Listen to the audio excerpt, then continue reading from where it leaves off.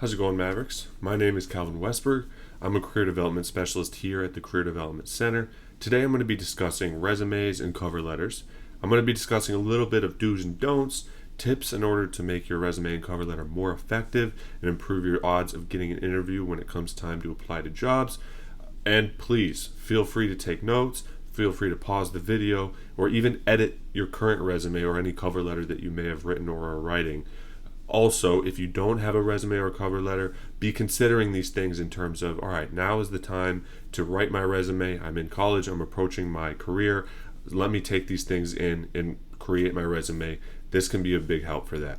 So please think about these things as you're watching this presentation, and hopefully by the end of this, you'll feel more confident and you'll be able to implement these things in your own documents.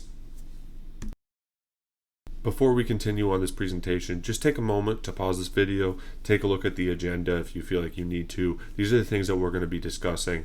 And also, just keep in mind that there is a real purpose to resume and cover letter help. This is not some arbitrary presentation. This is actually going to be very helpful for you, not only while you're in college as you're looking for internships and as you're looking for jobs, but also in your future career as well. These are tips that are going to be implemented now and in the future, and they can be applied currently, but also these principles can be applied as you continue to tailor your resume and continue to write different cover letters for various positions. So keep these things in mind as we continue this presentation. Okay, now I'm on the other side of the screen. I'm going to be popping around this whole presentation. I'm not here to cover the content. I'm not here to be a distraction, so you're going to expect me to pop around. I never stay in the same place for too long. Now, let's talk about career readiness. Being career ready means that you have the skills and experiences that prepare you to transition from college into post-graduation success. Being career ready also means you can articulate and demonstrate your marketable and transferable skills, which can include interpersonal, cognitive, and applied skill areas that are often called core competencies. Now you can't see me at all. It's kind of hard to fit a webcam on this particular slide, but for good reason. There's a lot of good content on this slide. Now, being career ready is not simply being able to have and articulate your skills and competencies to employers. It's also introspection, being able to discover and understand your values and interests. Being able to discover and understand your values and interests allows you to know what fills your bucket, so to speak, and it helps you identify and find fields and workplaces that you fit in and that fulfills you.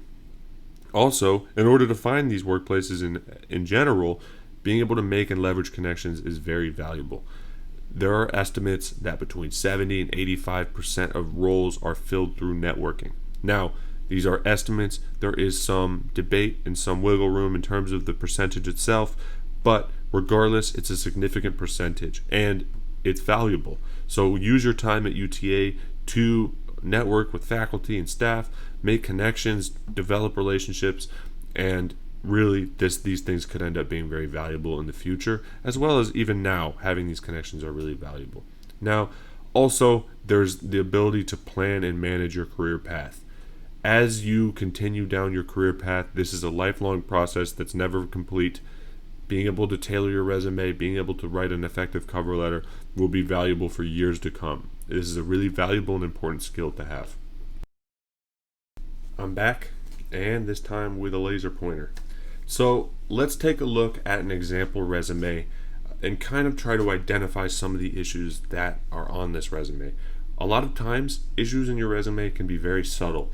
This is really important to be able to look carefully at your resume and identify some mistakes that you may have made, because that can be the difference between getting an interview and not, ultimately. In this particular resume, what do you see? Take a moment, pause the video, and consider these things. Now, after pausing the video, and I'm trusting that you did, let's go over some of these things. Some of the examples of issues that you may recognize in this particular resume is, you see here in the name, it's not very much a header. It should be a little bit more bolded and a little bit more clear that the name is the header. Also, the dates are not aligned.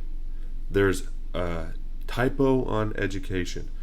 Coursework, there's a lot of coursework included there. You don't need to put that much coursework. Sometimes it can be as obvious as a typo, and sometimes it can be as subtle as the types of content that you include, putting too much emphasis on something that isn't the priority. Look at that, I'm gone again. But regardless of the mistakes, let's just go over the components of this particular resume. Within a resume, it's really important, obviously, to include your name and your contact information so that they can reach out to you if they like your resume or if they need to. Now, it's not important to include your address. You can include your city, something to showcase that you're in the area, but they don't need to know where you actually live. The next section in this person's resume is the objective section. Keep in mind, this is a completely optional section, especially the way this person wrote it. This is not a common approach to a resume. The main reason why somebody would include this section, written the way that this person has written it, is if you're applying to a field that's different than the field you've been working in.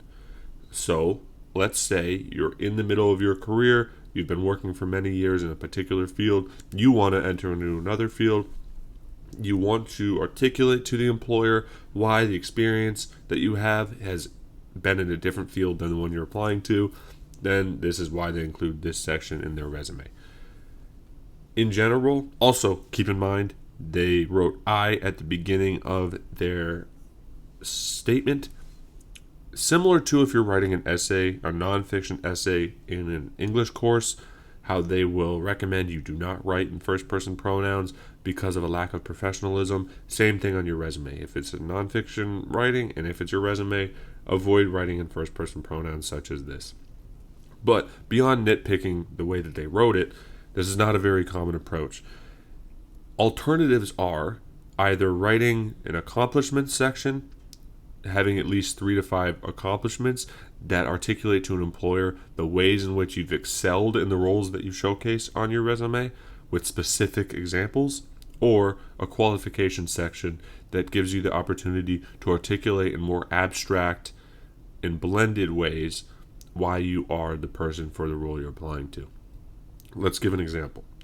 You could write something along the lines of quick learner, strong ability to grasp and communicate abstract ideas, adaptable to a variety of personalities, or even something a little less abstract, such as 5 years of customer service experience, proficient in Google Suites. Things along those lines give the employer the opportunity to see a little bit more about your motivational fit and your skills in a way that's a little more abstract than the other sections in your resume.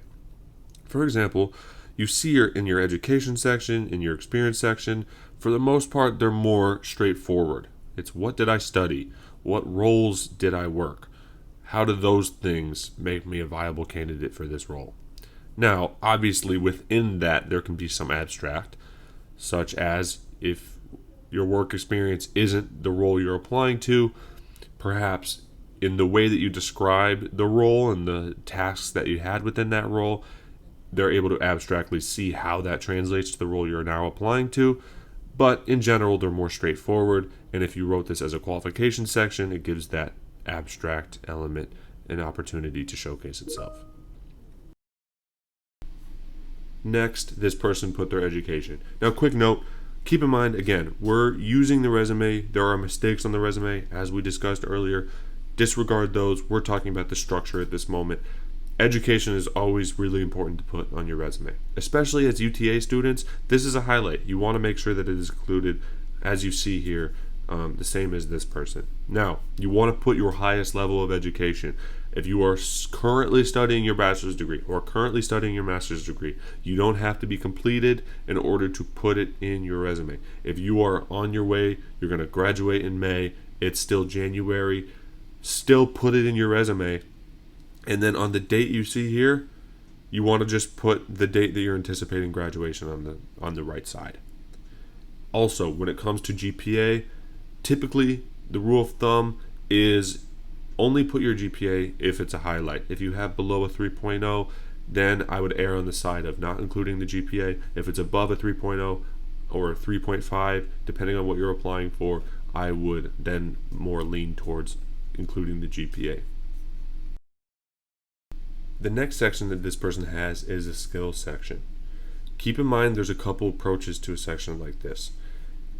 hypothetically speaking, let's say that the person that we're reviewing is applying to a role that it was clear in the job description they need somebody who has mastered Microsoft Word, Excel, PowerPoint, Photoshop, InDesign, and either they're requiring somebody to be bilingual or they're highly preferable in terms of having the candidate be bilingual. Having a section like this is valuable.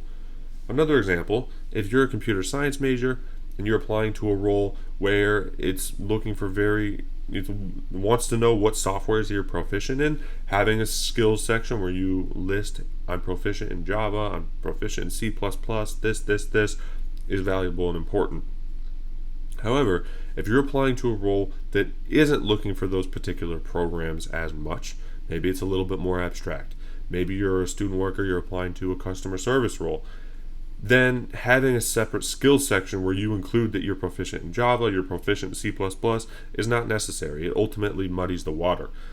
When we go back to the first section that we looked at, where I discussed things such as including your abstract skills, one of the things I mentioned was being organized in proficient in Google Suites. It's more vague.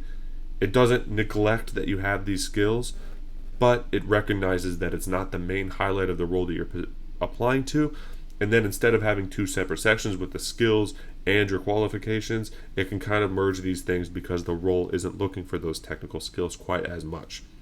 So whether or not you have two separate sections like that, whether or not you merge these things, the way that you tailor your resume is going to depend on the role you're applying to. Please keep that in mind. Now here I am at the bottom. I just can't stay still. I'm disappearing for a couple slides. I'm moving up to the top of the screen for a couple slides, bopping down to the bottom for a couple slides. Try to keep up with me. I'm like the Flash, moving everywhere. Now, let's talk about experience. Experience is a really important section that allows employers to see the work experience that you have, the roles that you've worked, the accomplishments that you have, and obviously that's really important when you're applying to different roles. A couple things to keep in mind.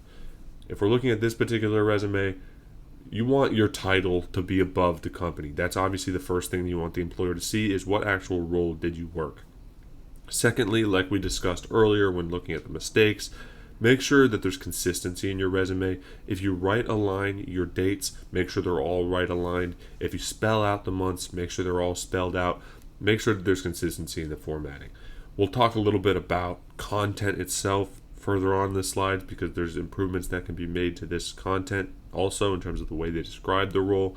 But this section gives the employee the opportunity to show the employer what experience, what roles they've worked. You also want to make sure that the roles are listed in date order, so your most recent role on top, and then go further back in time and every role that you list beyond that.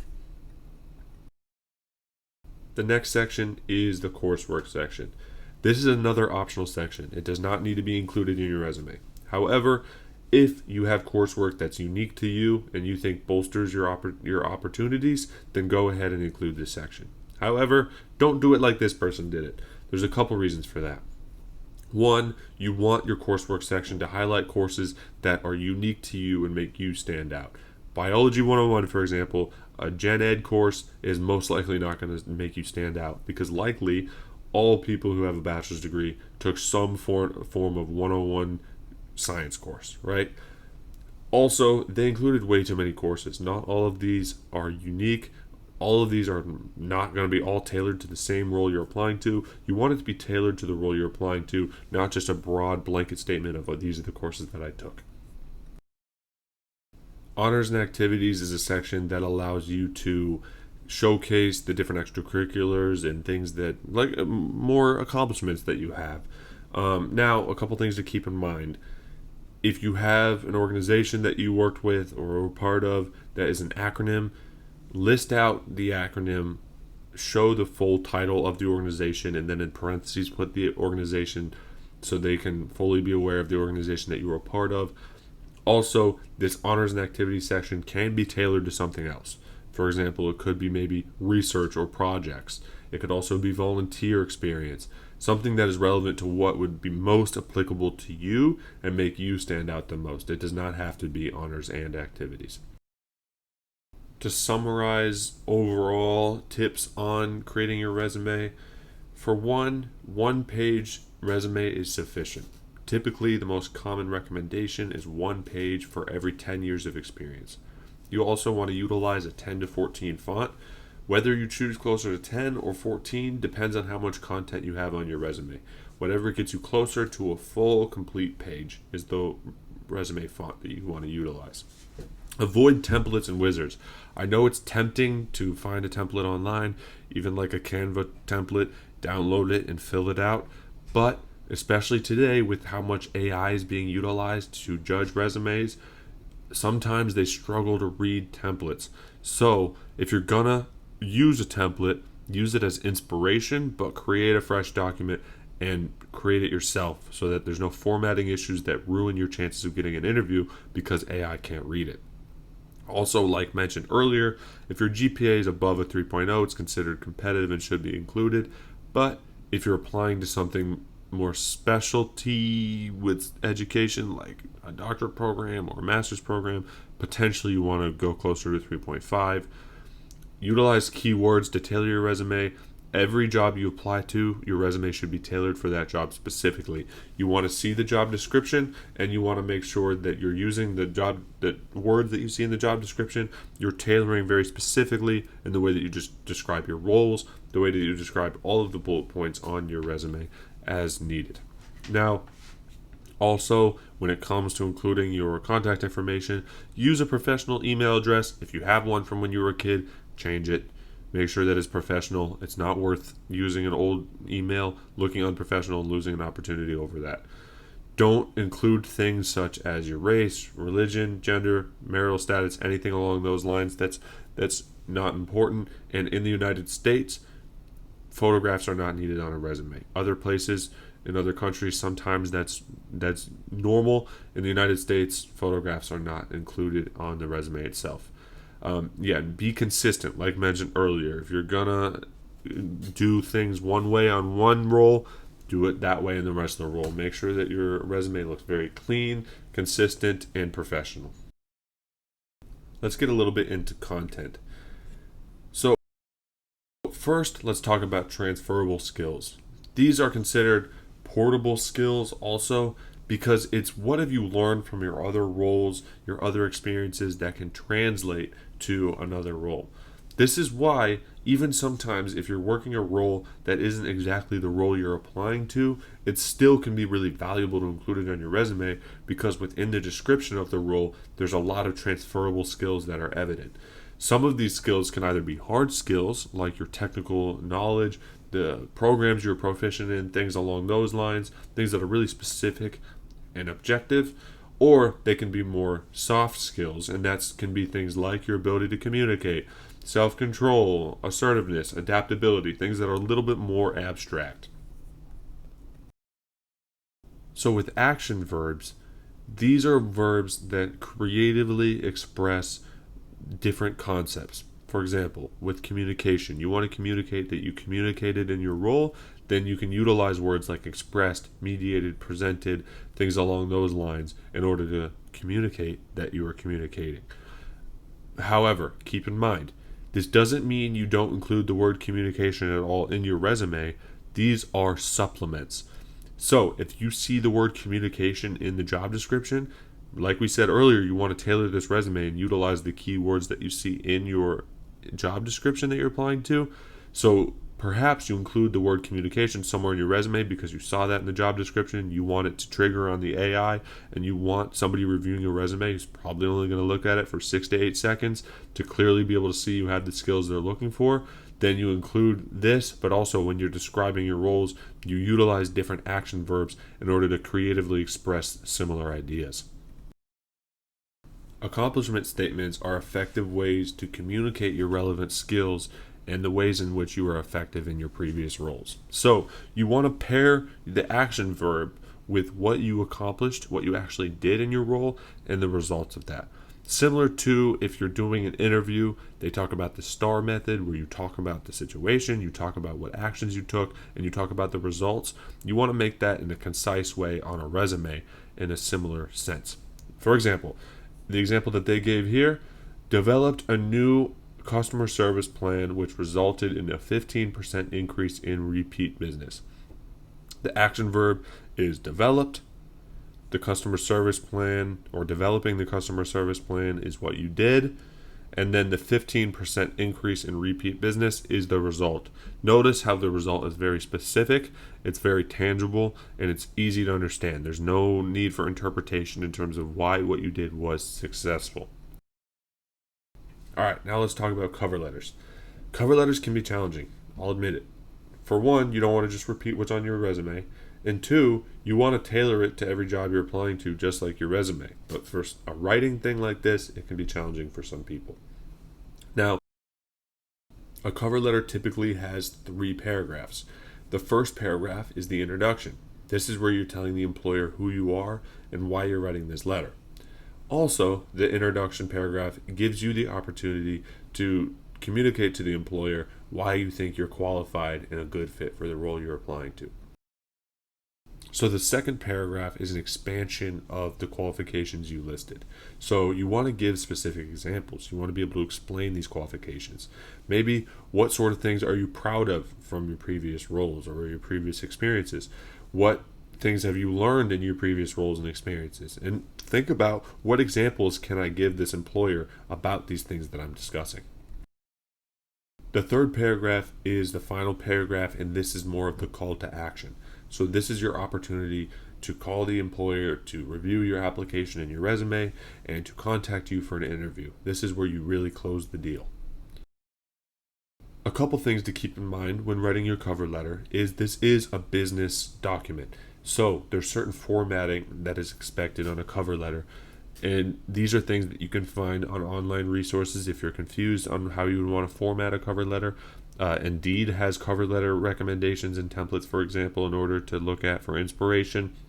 Also, when you're addressing the cover letter, ideally you can find a hiring manager on the company's website, something along those lines, so you can address it to a particular name.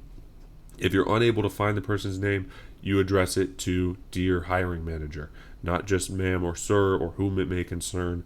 A hiring manager would be preferable.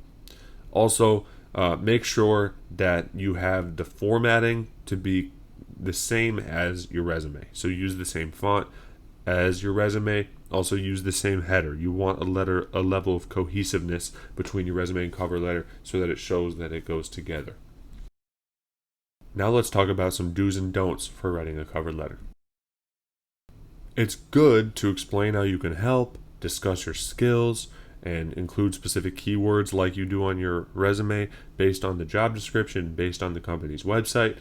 It's also good to get somebody to review it, edit it kind of like you would with a book that you're writing or something along those lines. Having a second set of eyes to make sure that it's error-free and concise and articulated well is always good and encouraged.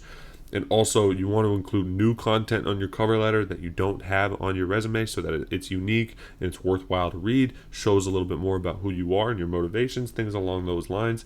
And also, make sure to research the company. Do research on the job you're applying to. You want it to be tailored. You want it to be specific. You want to be honest and authentic, but you want to be honest and authentic in a way that you're highlighting things that they would care about and that are relevant to them. Here we go again. I'm disappearing in order to not cover up the words. I've been moving around a lot in this presentation, so thanks for bearing with me. Let's get into the don'ts. So some of these things are going to be reverses of the do's, obviously. For example, don't repeat information from your cover letter. It's kind of what we've already seen on the do, right? Also, don't submit an unedited cover letter. It's kind of the opposite of what we said to do on the do. That makes sense, right? Don't put too many keywords. Now, this is an interesting one. We tell you to include keywords, but we don't want you to put too many because you want this to be authentic. You want this to flow. You don't want this to seem like you are a robot just copy and pasting the things you see on the resume and cover letter. You put the keywords for a couple reasons. One, so that they're aware that you understand the job. And two, so that it's easy for them to understand how you are qualified for the role. They don't have to interpret, they don't have to read between the lines. They're able to see what you've written and understand directly how you are good for the role, right? If you put too many, it goes overboard and it ends up seeming jumbled up. It ends up seeming convoluted. You don't want to put that. It also makes it a little harder for you to be authentic.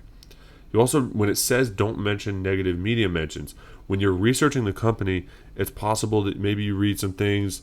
Let's say hypothetically you read something about a company that's like, oh, there's some controversy or something along those lines. If you're applying to the job, don't put the negative media mentions. Focus on positives. Focus on the things that you enjoy about the company and things along those lines.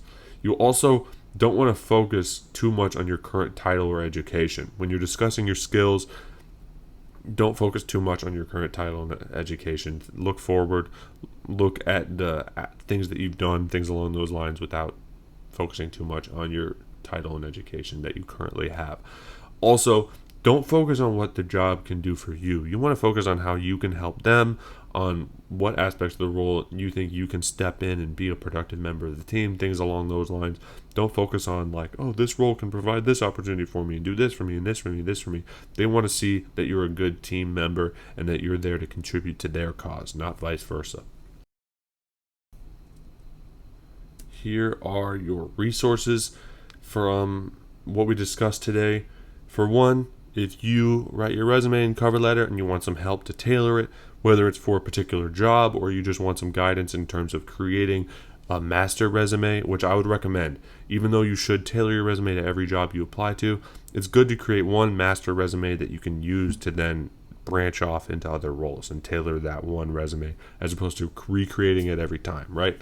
So if you want help with creating that, tailoring that with your resume or cover letter, Monday through Friday from noon to 4 in the Career Development Center. No appointment necessary. You can drop in and meet with one of our career coaches and they can help you with that. Also, we have appointments with more in-depth conversations that you can have with us as career development specialists. These appointments you can make through Handshake, and we will sit down with you and help you with anything in your career search, your career path. This could be job and internship strategies. This could be a mock interview. This could be professional development or career exploration. If you take a Focus 2 assessment and you want to process that, anything along those lines, we're here to meet with you and talk more in depth about these things. You also, we have weekly internship newsletters you can sign up for with Mavs Edge.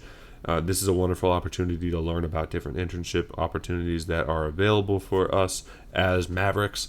And we have a lot of really cool programs. We have platforms such as Handshake, Forage, which gives you simulated project experience that you can utilize to add real experience on your resume. No application needed. You can do it online, self-paced. Forge is a wonderful resource for that if you feel like you need more experience on your resume. Real companies make it, by the way. It's authentic, real projects that are simulated online and really easy to get access to. InterStride for our international students. That's a good resource to help guide you in your career's path. We have Mav Mentors where you can sign up and partner with different mentors who you can meet with, and they can help guide you along your path as well. We have LinkedIn Learning and Coursera, opportunities to learn skills that you otherwise would have to pay for. And we have Parker Dewey. And then we also have our social medias down at the bottom, so feel free to connect with those social medias. We have good information on there, and totally recommend giving them a follow. Thank you so much for listening to this presentation. If you have any questions, please feel free to reach out to us, Career Development Specialists. Our contact information is on the website. We're totally looking forward to meeting with you guys as you guys continue down your career path and any help you might need along those lines. Thank you so much.